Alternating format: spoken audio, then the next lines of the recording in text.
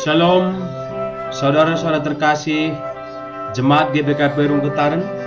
Kami dari Badan Pekerja Majelis Jemaat Runggun Ketaran mengucapkan selamat beribadah kepada kita semua. Tuhan Yesus memberkati. Amin. Salam sejahtera bagi kita sekalian. Saat ini kita bersekutu untuk memperingati kenaikan Yesus ke surga. Peristiwa ini menyatakan bagi kita akan kebesaran kuasa Tuhan di dalam Yesus Kristus. Dia naik ke surga untuk mempersiapkan tempat bagi orang-orang yang percaya kepadanya. Inilah yang menjadi jaminan iman bagi kita, bahwa orang yang percaya kepadanya tidak lagi dikuasai oleh kematian. Sampai saatnya kita akan bersama dengan Allah Bapa di sorga. Saat ini Allah memanggil kita untuk hidup meneladani kehidupan Kristus di dunia. Dan inilah tanda kita tetap terpelihara dalam kesatuan hidup dengan Kristus. Karena itu lewat ibadah ini Tuhan hendak menetapkan iman kita untuk menerima keselamatan yang telah Ia persiapkan. Jemaat kami undang untuk bangkit berdiri. Marilah kita menyanyikan lagu pujian kita kepada Tuhan.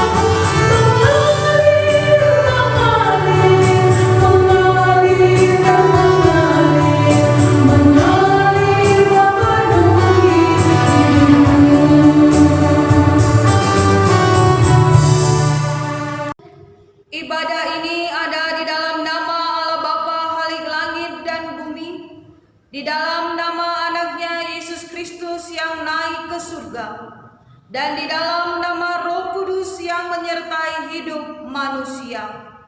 Kasih karunia dan damai sejahtera dari Allah Bapa dan dari anaknya Yesus Kristus, dan di dalam persekutuan Roh Kudus kiranya menyertai engkau sekalian. Amin.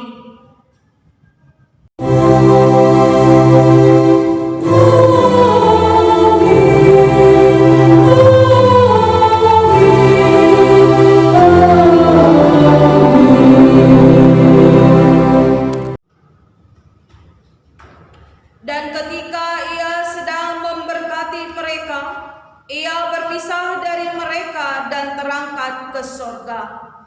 Berdasarkan firman Tuhan ini, mari kita naikkan pujian kita bagi Allah dengan bernyanyi.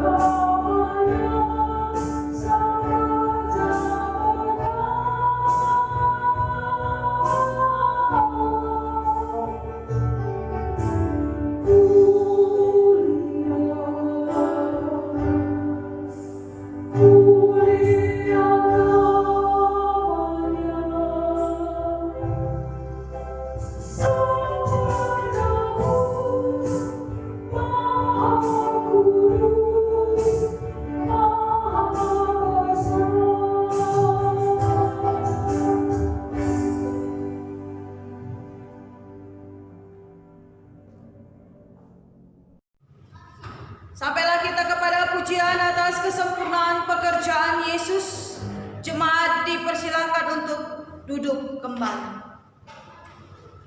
Kemenangan Yesus atas kuasa kematian dan kenaikannya ke surga menjadi bukti nyata kesempurnaan pekerjaan Yesus. Kenaikannya ke surga untuk mempersiapkan tempat dan sekaligus sebagai jaminan keselamatan bagi orang yang percaya kepadanya. Terpujilah Tuhan atas perbuatannya yang besar. Mari kita puji Tuhan atas keselamatan yang telah Ia berikan bagi kita dengan bernyanyi.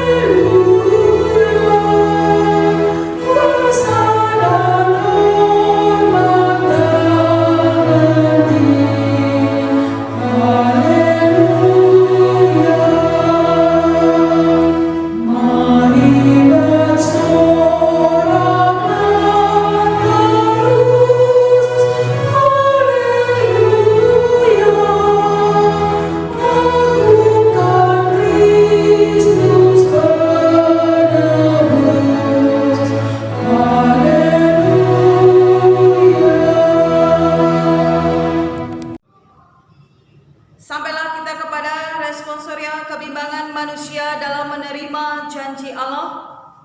Allah telah menunjukkan kesempurnaan pekerjaannya. Dia telah mempersiapkan surga sebagai tempat kita bersama dengan Dia, dan sekaligus memberi jaminan keselamatan bagi kita. Apakah kita memiliki keyakinan teguh akan janji keselamatan yang dipersiapkan Allah bagi kita? Mari kita masuk dalam saat teduh.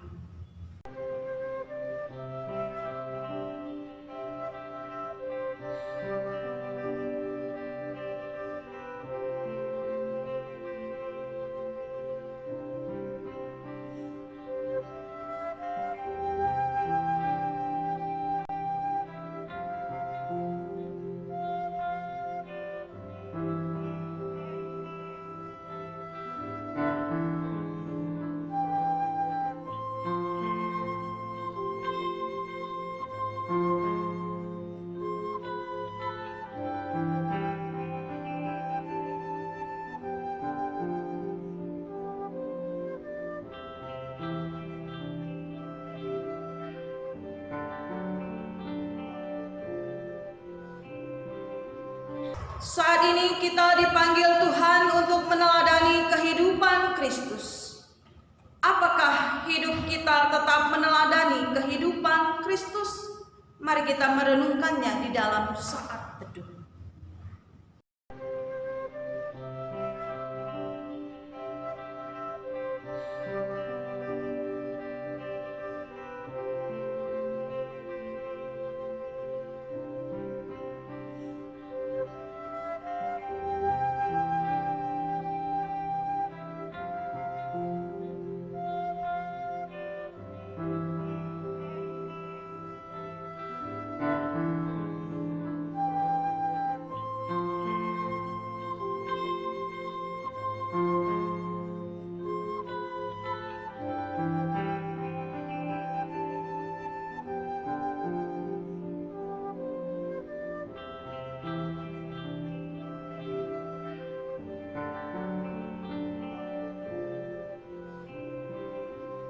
Mari kita mengaku di hadapan Tuhan dengan bernyanyi.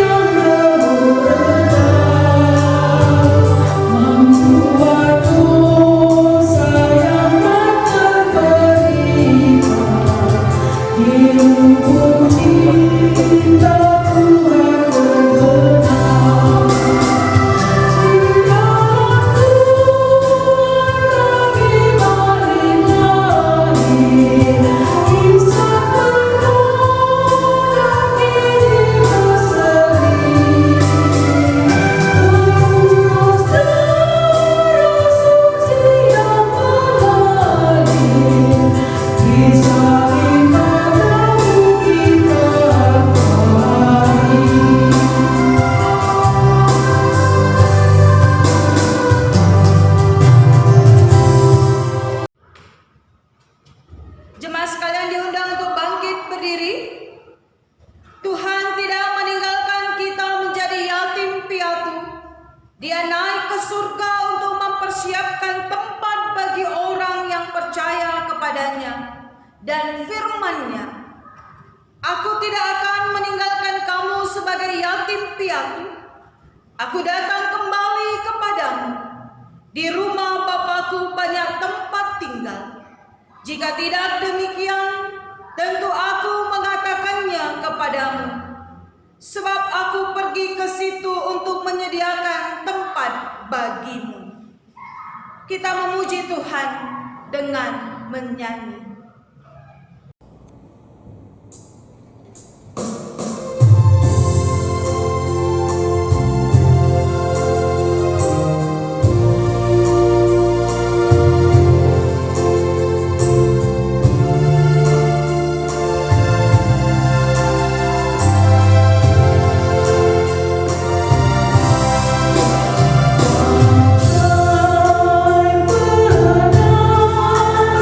Oh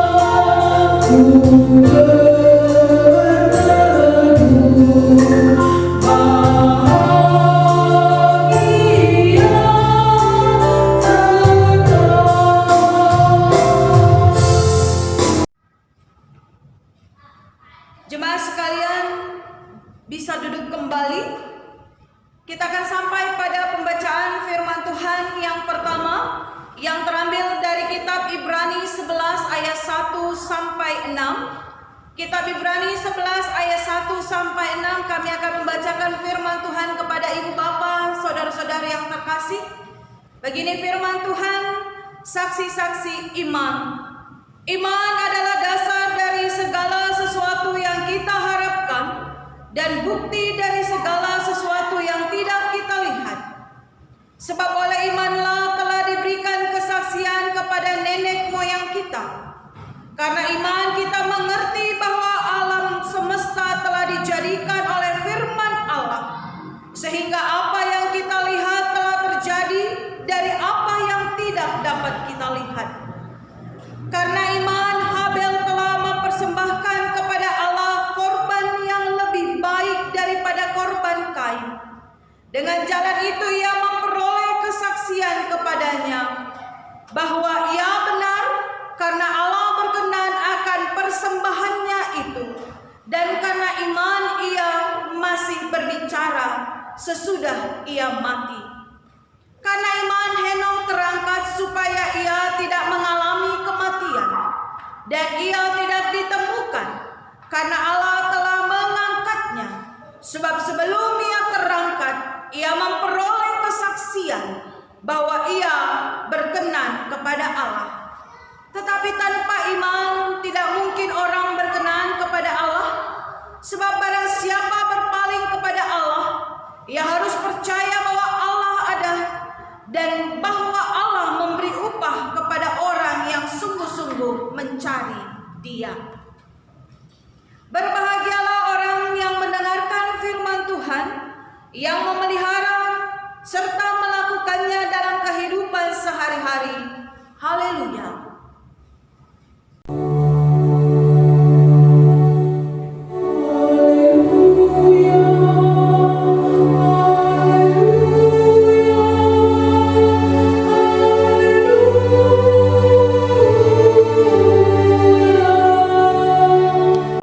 Mari kita berdoa. Bapa yang di surga, kami sungguh bersyukur sebab kebaikan Tuhan. Maka Engkau menolong kami untuk kembali mengingat, merayakan hari kenaikan Tuhan Yesus ke surga. Dan hari ini kami dalam sukacita besar mengingat peristiwa kenaikan-Mu itu. Dan tolonglah kami supaya dalam peristiwa kenaikan-Mu ke surga, kami Engkau ajari dengan firman-Mu. Bersabdalah Tuhan kepada kami, di dalam nama Tuhan Yesus kami berdoa. Amin. Selamat pagi Bapak Ibu, saudara-saudara yang dikasihi oleh Tuhan. Secara khusus seluruh jemaat GBKP Runggun Ketaren yang saat ini beribadah di dalam ibadah kenaikan Yesus Kristus yang ke surga. Hari ini saya akan membacakan firman Tuhan sebagai teks penuntun renungan kita, diambil dari Injil Markus pasal yang ke-16 mulai ayat yang ke-14 sampai ayat yang ke-20. Demikian firman Tuhan. Akhirnya ia menampakkan diri kepada ke-11 orang itu ketika mereka sedang makan, dan ia mencela ketidakpercayaan dan kedegilan hati mereka, oleh karena mereka tidak percaya kepada orang-orang yang telah melihat Dia sesudah kebangkitannya. Lalu ia berkata kepada mereka, "Pergilah ke seluruh dunia, beritakanlah Injil kepada segala makhluk. Siapa yang percaya dan dibaptis akan diselamatkan, tetapi siapa yang tidak percaya akan dihukum. Tanda-tanda ini akan menyertai orang-orang yang percaya. Mereka akan mengusir setan-setan demi namaku. Mereka akan berbicara dalam bahasa-bahasa yang baru. Bagi mereka akan memegang ular, dan sekalipun mereka minum racun maut, mereka tidak akan mendapat celaka. Mereka akan meletakkan tangannya atas orang sakit, dan orang itu akan sembuh." Sesudah Tuhan Yesus berbicara demikian kepada mereka, terangkatlah ia ke surga, lalu duduk di sebelah kanan Allah. Mereka pun pergilah memberitakan Injil ke segala penjuru, dan Tuhan turut bekerja dan meneguhkan firman itu dan tanda-tanda yang menyertainya. Amin. Demikianlah pembacaan firman Tuhan dari Markus pasal yang ke-16 ayat 14 sampai ayat yang ke-20. Jemaat yang dikasihi Tuhan, pertama-tama saya bersyukur sebab Tuhan memberi kesempatan untuk kita beribadah bersama dalam peristiwa Hari Raya Kenaikan Tuhan Yesus ke surga di hari ini. Saya juga berterima kasih kepada pengurus jemaat di GBKP Runggun Ketaren, juga pada hamba Tuhan, para diaken dan penatua yang memberi kesempatan untuk saya menyampaikan firman Tuhan pagi hari ini. Sebelum saya menyampaikan firman Tuhan, saya akan memperkenalkan diri dulu supaya kita bisa bertegur sapa. Nama saya Untung Suseno, saya dari Jawa, dan istri saya orang Simalungun, Doru Girsang. Kami dikaruniai 3 orang anak. Kami melayani di yayasan yang fokus kepada penginjilan dan pemulitan di Kota Medan, dan kami saat ini berdomisili di Padang Bulan, bergereja sebagai jemaat di GKPS Padang Bulan, dan saya adalah salah satu dari penatua di gereja tersebut. Hari-hari pelayanan kami di konseling, pemulitan, dan penginjilan dengan yayasan. Jadi itu perkenalan kita dulu sementara, dan saat ini mari kita coba melihat kepada teks yang menjadi renungan kita hari ini. Coba kita lihat lagi apa yang menjadi bacaan kita dari Markus pasal yang ke-16 tadi, dan saya akan ulang. Yang pertama adalah ayat 14. Demikian firman Tuhan. Akhirnya ia menampakkan diri kepada ke-11 orang itu. Saudara yang dikasihi Tuhan, ayat 14 sebetulnya adalah lanjutan dari apa yang terjadi dalam kisah sebelumnya, khususnya di ayat yang ke-9. Di ayat yang ke-9 diceritakan di sana bahwa Yesus sudah menampakkan diri kepada Maria Magdalena. Tetapi ketika Maria Magdalena membawa berita tentang kebangkitan Yesus, maka 11 orang murid itu tidak percaya.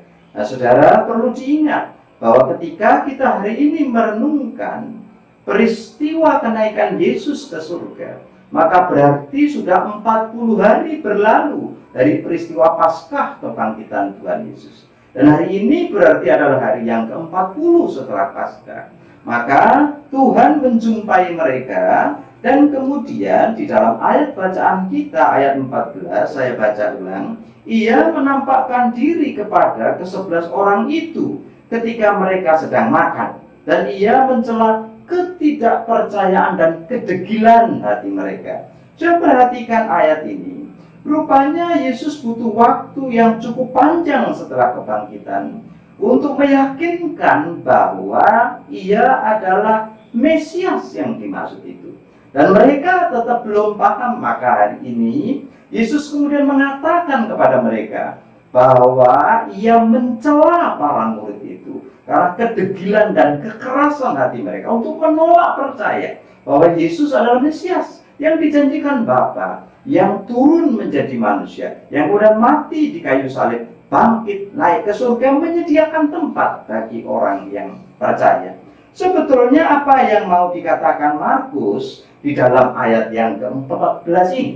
Ayat yang ke-14 ini sebetulnya mau mengatakan kepada kita semuanya bahwa jika kamu sampai hari ini juga belum begitu tahu siapa Yesus itu, atau belum percaya siapa Yesus itu, maka perhatikan bahwa murid-murid pun dulu pernah mengalaminya. Mereka kemudian membutuhkan waktu yang panjang untuk percaya. Sampai hari itu mereka baru percaya ketika mereka melihat dengan mata kepala sendiri, menyaksikan bahwa Yesus yang sudah mati di kayu salib itu sekarang sudah bangkit dari kematian. Dan saudara, kalau begitu Markus mau bicara apa? Markus mau bicara begini, bahwa kamu tidak perlu seperti mereka itu.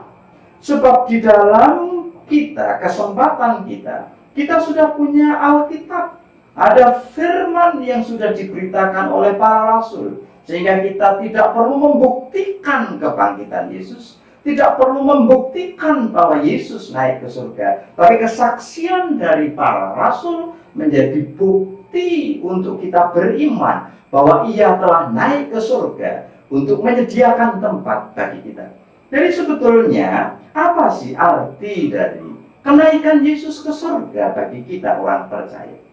Yang pertama, memang kenaikan Yesus ke surga mengandung makna bahwa Yesus sekarang sudah menang melawan maut dan pergi menyediakan tempat kita di surga. Tetapi kenaikan Yesus ke surga tidak hanya memberikan kepada kita pengertian teologis, tetapi juga sebuah perintah praktis. Kita mesti bertanya sekarang, kamu adalah murid-muridnya, kamu adalah orang yang sudah percaya. Maka permasalahannya sekarang adalah, apa yang menjadi tugasmu sebagai orang percaya? Ketika melihat bahwa Yesus sudah bangkit dari kesaksian Alkitab. Nah, coba kita lihat ayat yang ke-15, dan inilah panggilan kita sebagai orang percaya. Perhatikan ayat yang ke-15, Markus pasal 16, ayat 15, ayat yang ke-16. Lalu ia berkata pada mereka, pergilah ke seluruh dunia, beritakanlah Injil kepada segala makhluk. Siapa yang percaya dan dibaptis akan diselamatkan, tetapi siapa yang tidak percaya akan dihukum. Jadi ada beberapa hal yang penting dari ayat-ayat itu, khususnya ayat 15. Di dalam ayat 15 itu ada dua kata kerja yang sangat penting. Yang pertama adalah kata kerja pergilah, yang kedua adalah kata kerja beritakanlah. Kata kerja pergilah itu dihubungkan dengan Markus dengan nomos atau dunia. Berarti Markus mau mengatakan, sebagai orang percaya yang sudah menyaksikan dengan iman bahwa Yesus sudah bangkit dari kematian, maka kamu harus pergi. Pergi kemana? Ke dunia. Ini bicara tentang ujung-ujung dunia.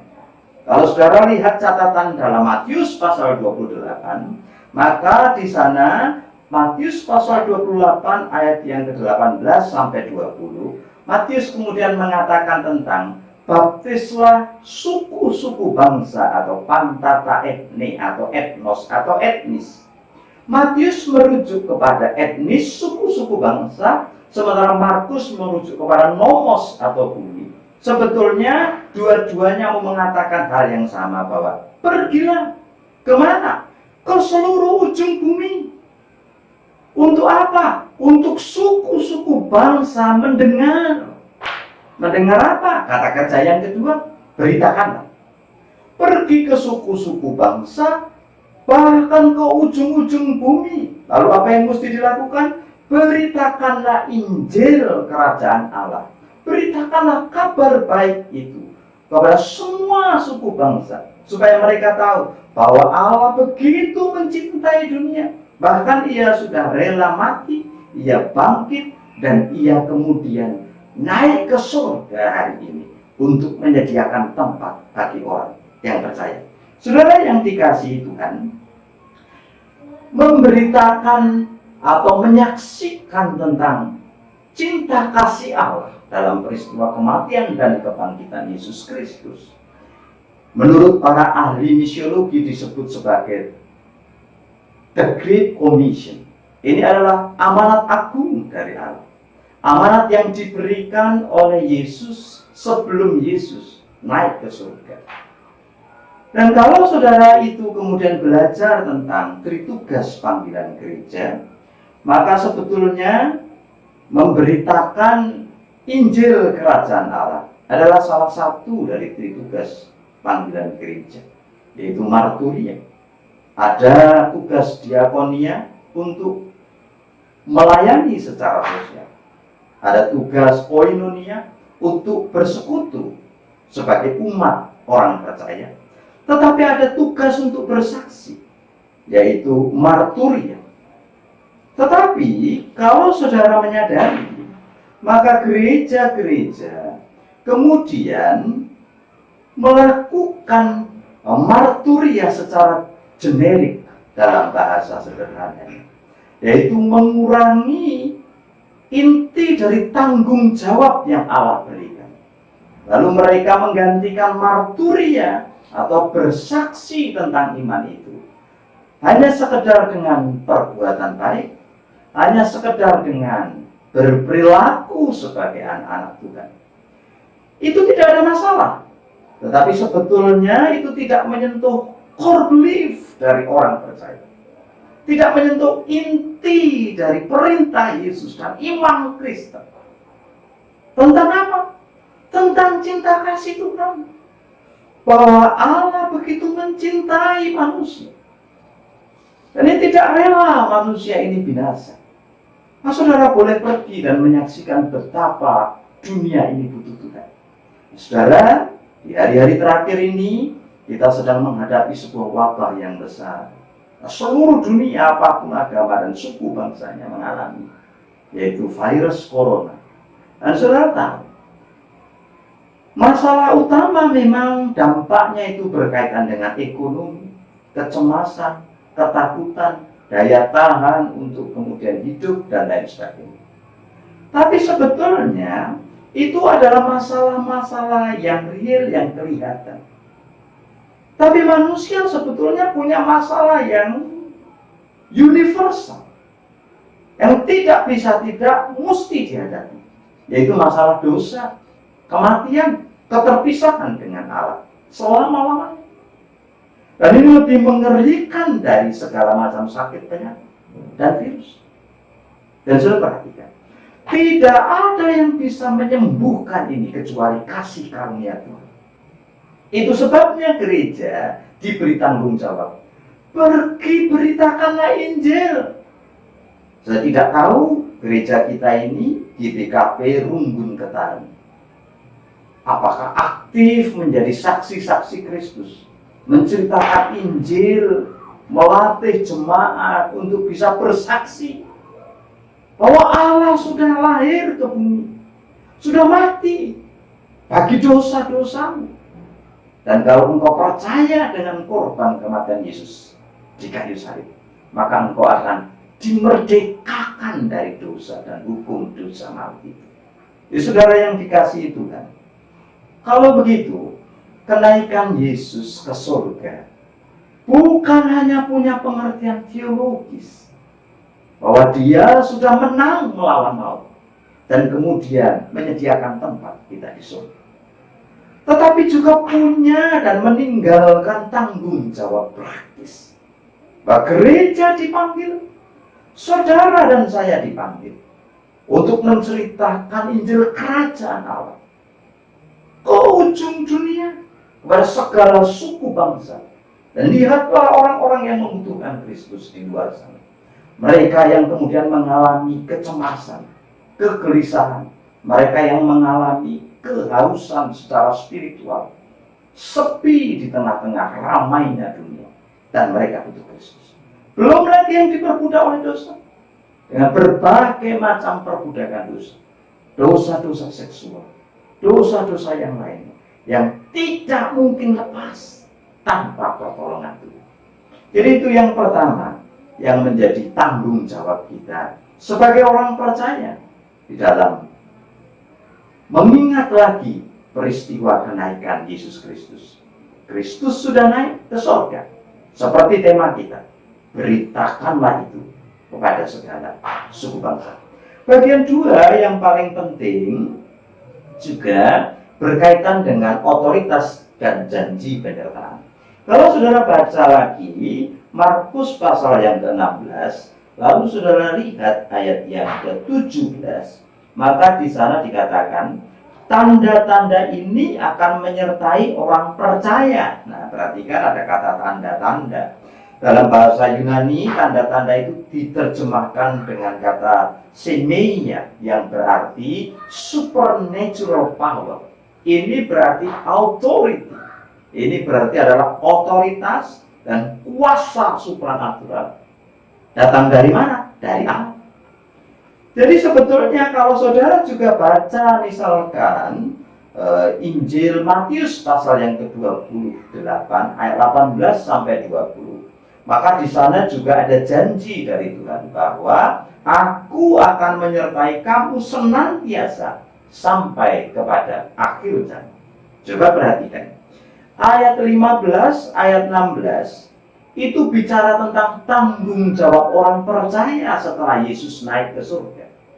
Yesus naik ke surga bukan berarti selesai tanggung jawab.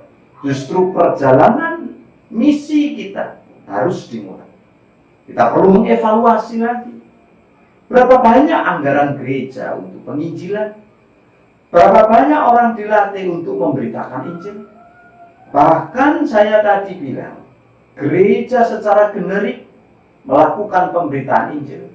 Mereka kemudian menghapuskan departemen penginjilan di gereja atau bagian-bagian yang lain yang berkaitan dengan penginjilan dan menyerahkannya mentah-mentah kepada jemaat.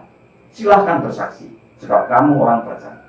Gereja tidak menyediakan, memikirkan dengan sungguh-sungguh bagaimana bermarturia, sebab banyak jiwa yang membutuhkan Tuhan. Bagian kedua, ayat yang ke-17, ayat 18. Tuhan bukan hanya memerintah kepada kita untuk pergi, tetapi Tuhan memberi janji. Dan perhatikan kata yang saya bilang tadi, tanda-tanda ini, atau simeia, atau authority, atau bicara tentang supranatural power dari Allah, akan menyertai kamu.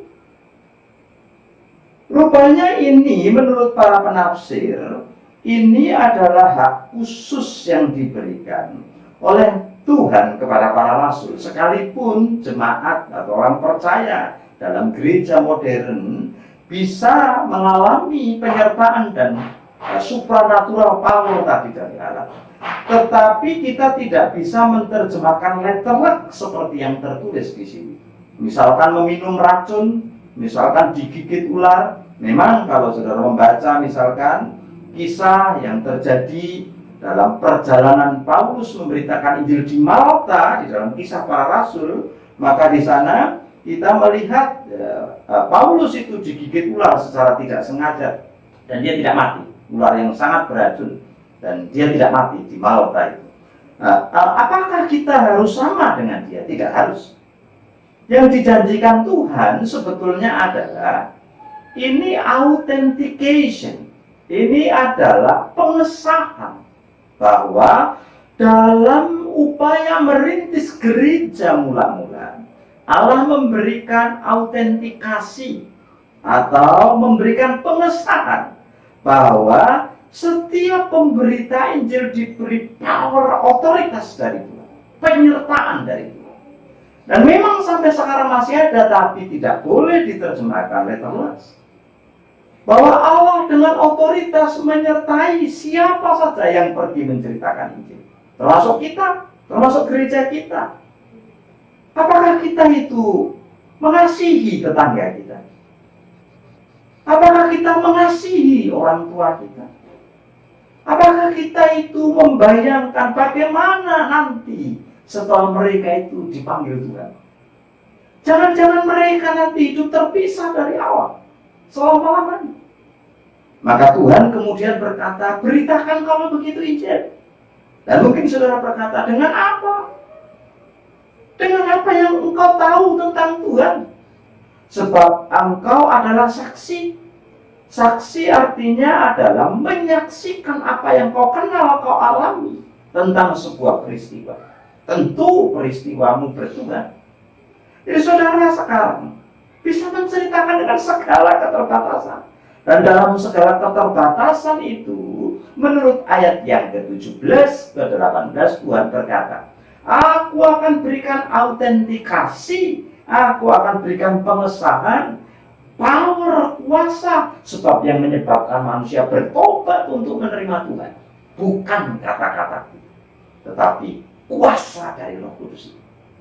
Jika saudara mencintai orang-orang yang saudara kasih dan belum mengenal Tuhan sampai hari ini, dan menyayangkan jiwa mereka, maka saudara berkewajiban menceritakan Injil kepada mereka. Kabar baik bahwa Yesus sudah mati di kayu salib. Dia bangkit pada hari yang ketiga. Dan dia naik ke surga menyediakan tempat bagi. Lalu kemudian ayat yang terakhir ayat 19 sampai ayat yang ke-20. Demikian firman Tuhan. Sesudah Tuhan Yesus berbicara demikian kepada mereka, terangkatlah ia ke surga, lalu duduk di sebelah kanan Allah. Mereka pun pergi memberitakan Injil ke segala penjuru, dan Tuhan turut bekerja dan meneguhkan firman itu dengan tanda-tanda yang menyertainya. Ayat yang terakhir 19-20 ini bicara tentang misi dimulai. Nah, kalau saudara mengingat ini, maka saudara nanti akan membaca misalkan Kisah Para Rasul pasal 1. Maka para rasul itu mulai dari Yerusalem memberitakan Injil ke Yudea, kota di sebelah. Dari Yudea, lalu dia pergi ke kota yang lebih jauh, Samaria. Dari Samaria, lalu dia pergi ke ujung bumi dalam Kisah Para Rasul pasal yang ke-8, di mana Stefanus di pasal 7 dianiaya. Lalu kemudian pasal ke-8, orang-orang percaya yang dianiaya itu sudah tersebar ke berbagai kota. Nah, pasal 9 Paulus bertobat. Lalu Paulus memberitakan Injil. Dan dalam kesaksian Paulus, tidak begitu lama Paulus kemudian sampai ke Eropa, ke Roma ketika dia dipenjara di Roma, menceritakan Injil ke sana di masa hidupnya Paulus. Ini waktu yang tidak panjang, sekitar 27 atau 30 tahun menurut penafsir. Dari mana? Dari peristiwa kematian dan kebangkitan Yesus Kristus. Jadi kalau begitu apa? Perjalanan misi dimulai. Dan setiap perjalanan misi dimulai. Maka dikatakan di ayat yang ke-20, Tuhan meneguhkan, turut bekerja, bahkan menyertai. Ingat janji ayat yang ke-17-18. Tuhan menyertai dengan power, kuasa. Tetapi itu bukan sekedar janji. Di ayat yang ke-19-20, Allah mewujudkan janji itu. Dan saudara nanti boleh baca, misalkan di dalam Kisah Para Rasul, pasal yang kedua, ketika murid-murid sudah banyak yang percaya kepada Yesus setelah Pentakosta, dan Petrus berkhotbah, maka ayat yang ke-41 itu, pasal yang kedua 41 bunyinya demikian. Orang-orang yang menerima perkataannya itu memberi diri dibaptis, dan pada hari itu jumlah mereka bertambah kira-kira 3.000 jiwa. Saudara perhatikan, hari Pentakosta berarti dari hari ini 10 hari lagi yang akan datang. Jadi tidak lama, dalam waktu 10 hari Petrus kemudian membaptis 3.000 orang percaya. Tanda-tanda menyertai. Gereja Tuhan mesti berpikir, kita sebagai orang percaya dipanggil lagi, diingatkan lagi bahwa tanggung jawabmu sebagai orang percaya setelah Kristus itu naik ke surga belum selesai. Kamu mesti beritakan Injil kepada segala suku bangsa. Dan yang perlu diingat adalah, dalam segala keterbatasan, saksikanlah Kristus. Tuhan menyertaimu dengan power, kuasa, otoritas dari surga. Dan Dia tidak akan membiarkan, Dia akan bekerja dengan caranya yang ajaib. Menyerahkan jiwa-jiwa untuk dibaptis. Teman-teman di dalam Tuhan, saudara-saudara yang terkasih di dalam Tuhan, jemaat Runggun GBKP Ketaren yang dikasih Tuhan, saya yakin tanggung jawab ini tidak mudah. Memberitakan Injil. Bagaimana caranya? Kepada siapa? Dan berbagai macam lagi pertanyaan.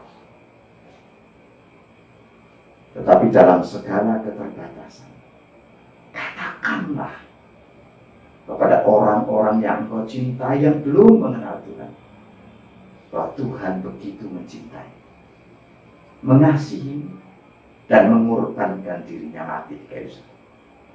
Apalagi sekarang sedang wabah COVID-19, gereja mengadakan aksi sosial yang luar biasa, membagi-bagikan sembako, membagi-bagikan bahan makanan kepada orang-orang yang kekurangan. Tetapi membagi-bagikannya saja tanpa mengatakan bahwa Yesus mencintai. Ini adalah tindakan kasih dari Allah. Aku sudah merasakan kemerdekaan dari dosa. Dan sebagai wujud ucapan syukurku, terimalah ini. Sembahku, mungkin engkau akan membutuhkan. Maka berita itu belum lengkap. Sampaikan pelayanan kasih, sampaikan pelayanan Injil. Panggil mereka untuk mengenal Tuhan. Kiranya Tuhan memberkati. Mari kita berdoa. Bapa yang di surga, kami bersyukur untuk firman-Mu yang mengingatkan kami apa yang menjadi tanggung jawab kami sebagai orang percaya setelah Engkau naik ke surga. Engkau memanggil kami, memberikan kepada kami amanat agung untuk kami pergi menceritakan Injil Kerajaan Allah kepada segala suku bangsa ke ujung bumi. Tuhan, tolonglah kami supaya kami sebagai pribadi orang percaya maupun sebagai institusi gereja, kami bersungguh-sungguh mengemban tanggung jawab untuk bersaksi, menjadikan marturia sebagai bagian dari kehidupan kami bergereja. Tuhan, kami juga berdoa secara khusus di masa pandemi ini. Kami semuanya mengalami berbagai macam kegelisahan karena COVID-19. Tuhan, tolong supaya kami dihiburkan oleh Tuhan. Bahkan semua jemaat Tuhan yang terdampak oleh karena wabah ini, kiranya Tuhan sendiri yang menolong mereka, intervensi dan campur tangan. Bahkan oleh perkenan Tuhan, kiranya segera ditemukan vaksin yang dibutuhkan. Dan jika Tuhan juga berkenan, biarlah wabah ini segera berakhir sehingga kami semua memulai kehidupan yang normal. Kami sekali lagi mengucap syukur untuk firman-Mu, dan jadilah kami sebagai pelaku-pelaku firman-Mu, sebab hanya di dalam nama Tuhan Yesus kami berdoa. Amin. Jemaat kami undang untuk bangkit berdiri. Marilah kita mengakukan iman percaya kita mengaku bersama-sama. Aku percaya kepada Allah Bapa yang Maha Kuasa, Khalik langit dan bumi, dan kepada Yesus Kristus anaknya yang tunggal Tuhan kita, yang dikandung daripada Roh Kudus, lahir dari anak darah Maria, yang menderita di bawah pemerintahan Pontius Pilatus, disalibkan, mati dan dikuburkan, turun ke dalam kerajaan maut, pada hari yang ketiga bangkit pula dari antara orang mati, naik ke sorga, duduk di sebelah kanan Allah Bapa yang Maha Kuasa, dan yang akan datang dari sana untuk menghakimi orang yang hidup dan mati. Aku percaya kepada Roh Kudus, gereja yang kudus dan am, persekutuan orang kudus, pengampunan dosa, kebangkitan daging dan hidup yang kekal. Amin. Jemaat dipersilahkan untuk duduk kembali. Tiba saatnya kita mengumpulkan persembahan syukur kepada Tuhan. Firman Tuhan yang menjadi dasar persembahan kita ialah, karena itu saudara-saudara, demi kemurahan Allah aku menasihatkan kamu, supaya kamu mempersembahkan tubuhmu sebagai persembahan yang hidup, yang kudus dan yang berkenan kepada Allah. Itu adalah ibadahmu yang sejati. Kita akan mengumpulkan persembahan. Sambil kita mengumpulkan persembahan, kita bernyanyi.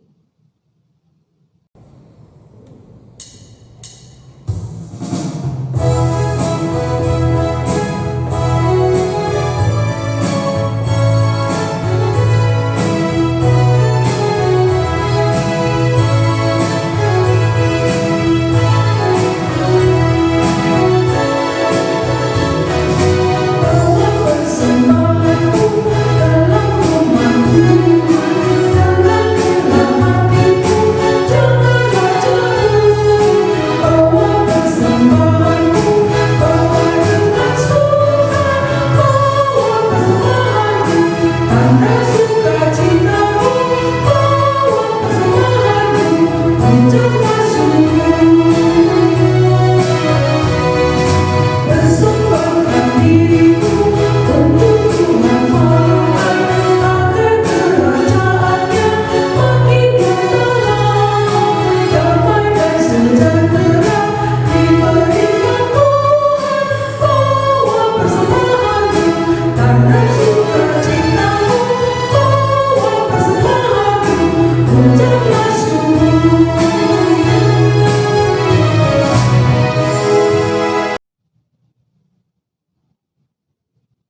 Mari kita berdoa dalam doa persembahan dan syafaat kita berdoa. Bapa kami yang di sorga, terima kasih ya Tuhan. Jikalau Tuhan masih memberikan kesempatan kepada kami untuk boleh bersekutu dan kesempatan bagi kami untuk memberikan persembahan ucapan syukur kami kepada Allah. Biarlah ya Tuhan, apa yang telah kami persembahkan boleh menjadi sesuatu yang harum di hadapan Tuhan. Sehingga persembahan ucapan syukur kami juga Tuhan boleh berguna untuk kemuliaan nama Tuhan. Dan pada saat ini kami berdoa buat yang masih ada pada kami. Biarlah Tuhan memberkati baik kekayaan kami, baik diri kami, sehingga kami boleh memakaikannya hanya untuk kemuliaan Tuhan dan boleh kami pakai untuk menyaksikan Kristus di dalam kehidupan kami. Bapa kami yang di sorga, pada saat ini kami berdoa ya Tuhan, biarlah Tuhan memberkati setiap hamba Tuhan, pendeta pensiunan, penatua, diaken dan emeritus. Biarlah Tuhan memberkati mereka ya Tuhan. Berikan hikmat, kekuatan. Biarlah mereka juga boleh tetap berkarya untuk kemuliaan nama Tuhan. Biarlah mereka Tuhan diberikan hikmat yang datangnya dari Tuhan. Sehingga mereka akan selalu bersuka cita dan selalu bersemangat di tengah-tengah pandemi COVID-19 ini ya Tuhan, di dalam melayani jemaat Tuhan. Kami juga berdoa Tuhan buat keluarga, Nora, Naras dan anak-anak. Engkau memberkati kehidupan keluarga hamba Tuhan. Biarlah mereka juga Tuhan mendapatkan sukacita berkat yang melimpah yang datangnya dari Tuhan. Biarlah keluarga setiap hamba Tuhan juga Tuhan berkati. Mereka boleh bersehati sepikir di dalam kehidupan rumah tangga mereka. Sehingga dengan demikian ya Bapa, di dalam kehidupan rumah tangga mereka, di dalam kehidupan pelayanan mereka, di dalam kehidupan pekerjaan mereka, apapun profesi mereka ya Tuhan, mereka boleh menjadi saksi Tuhan dalam kehidupan mereka. Kami juga berdoa pada saat ini ya Tuhan, buat pemerintahan kami, mulai dari pemerintahan pusat sampai kepada pemerintahan yang ada di desa-desa. Engkau memberkati mereka ya Tuhan, berikan hikmat kepintaran yang datangnya dari Tuhan. Biarlah mereka menjadi pemimpin yang takut akan Tuhan. Dan mereka akan selalu mendedikasikan diri mereka Tuhan untuk memberikan yang terbaik untuk kesejahteraan rakyat Indonesia.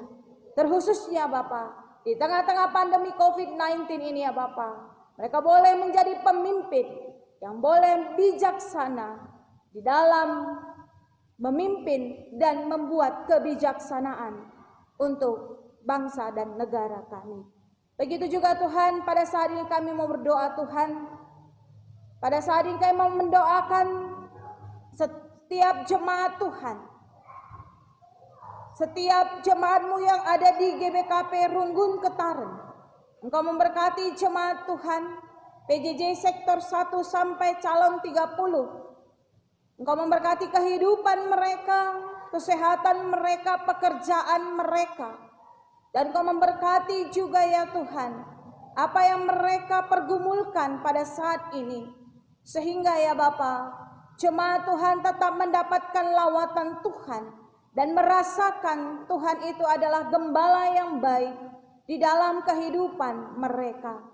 Biarlah ya Tuhan, pada saat ini setiap jemaat Tuhan yang sedang sakit, Tuhan boleh menjamah mereka, Tuhan boleh mengangkatkan penyakit yang ada di dalam tubuh mereka. Sehingga mereka boleh pulih dalam kuasa penyembuhan Tuhan. Jikalau jemaat Tuhan pada saat ini ada dalam duka cita, biarlah Tuhan penghiburan yang datangnya dari Tuhan menjadi penghibur bagi mereka di dalam duka cita mereka. Biarlah juga ketika jemaat Tuhan pada saat ini ya Bapa, merindukan kehadiran anak di dalam rumah tangga mereka. Biarlah Tuhan memberkati keluarga-keluarga yang merindukan kehadiran seorang anak di dalam rumah tangga mereka. Kami yakin dan percaya Tuhan, waktu Tuhan itu indah untuk memberikan berkat anugerah Tuhan di dalam kehidupan rumah tangga mereka. Dan pada saat ini kami mau berdoa juga ya Tuhan, biarlah kiranya Tuhan memberkati setiap anak-anak-Mu, anak-anak dari jemaat Tuhan, keluarga dari jemaat Tuhan, yang tidak bersama kami pada saat ini Tuhan, dimanapun mereka berada. Tuhan Yesus memberkati mereka. Biarlah Tuhan, dengan kuasa Tuhan, kami boleh dipersatukan di dalam cinta kasih Tuhan, di dalam doa-doa kami Tuhan. Sehingga dengan demikian ya Bapa, kami akan selalu merasakan sukacita dalam kehidupan kami. Bapa kami yang di sorga, inilah doa kami yang kami bawa di dalam nama anak-Mu Yesus Kristus, yang telah menjadi Tuhan dan Juru Selamat kami manusia. Amin. Jemaat sekalian diundang untuk bangkit berdiri. Kita akan menyampaikan tekad kita. Saudara-saudari, Tuhan Yesus telah menyempurnakan pekerjaannya di dunia ini, dan Dia telah mempersiapkan tempat bagi kita. Aku tidak takut dan bimbang, karena Tuhan telah menjamin hidupku. Tuhan telah menggenapi janjinya bahwa Dia tetap menyertai kita sampai akhir zaman. Aku memuji dan memuliakan nama-Mu ya Tuhan. Kuserahkan hidupku dengan mengikuti dan meneladanimu. Ini aku Tuhan, kuduslah aku. Tuhan menyertai orang yang melakukan firman-Nya. Untuk itu mari kita puji Dia dengan bersama-sama bernyanyi.